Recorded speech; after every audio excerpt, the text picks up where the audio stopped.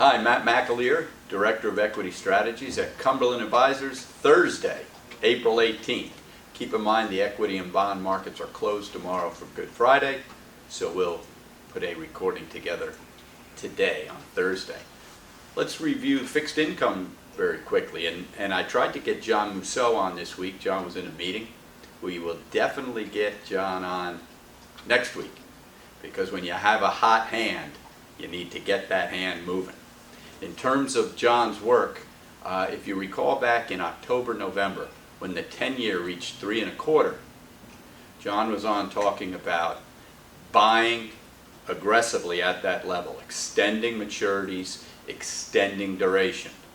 Then when that Treasury 10-year started to back off, got all the way down to 240, 238, may have ticked to 236 4 weeks ago. John was back on trying to give the clients and friends an idea of how we were positioning into that. We were feeding, we were selling that rally in the market. We let go of some bonds that we had been aggressively buying back last fall, raised a little cash, and now we're looking for different opportunities. With the 10-year back up to 255, 256 today, that looks like a good trade on John's part. Like to get him on next week to talk about what he's seeing in both the Treasury market, the foreign interest markets, as well as the Muni market, which you know we're a big player in that space. Equity-wise, fairly benign week outside of healthcare.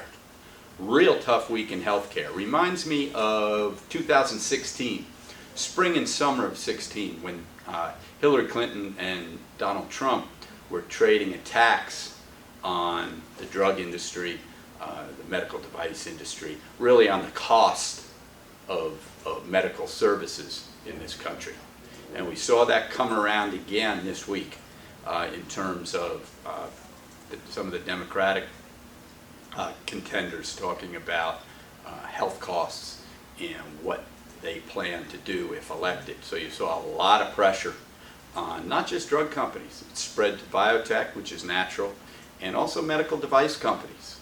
Medical device companies in the form of IHI, one of our top performing ETFs, securities that we own in our U.S. portfolio over the last 2.5 years, really took it on the chin this week, down from 230 to closed about 215.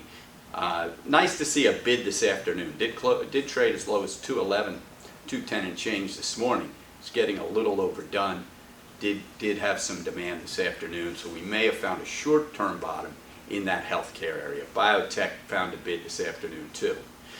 One of the things in biotech and the medical equity sector in general is they can always be subject to headline risk. This type of headline risk is dangerous short term.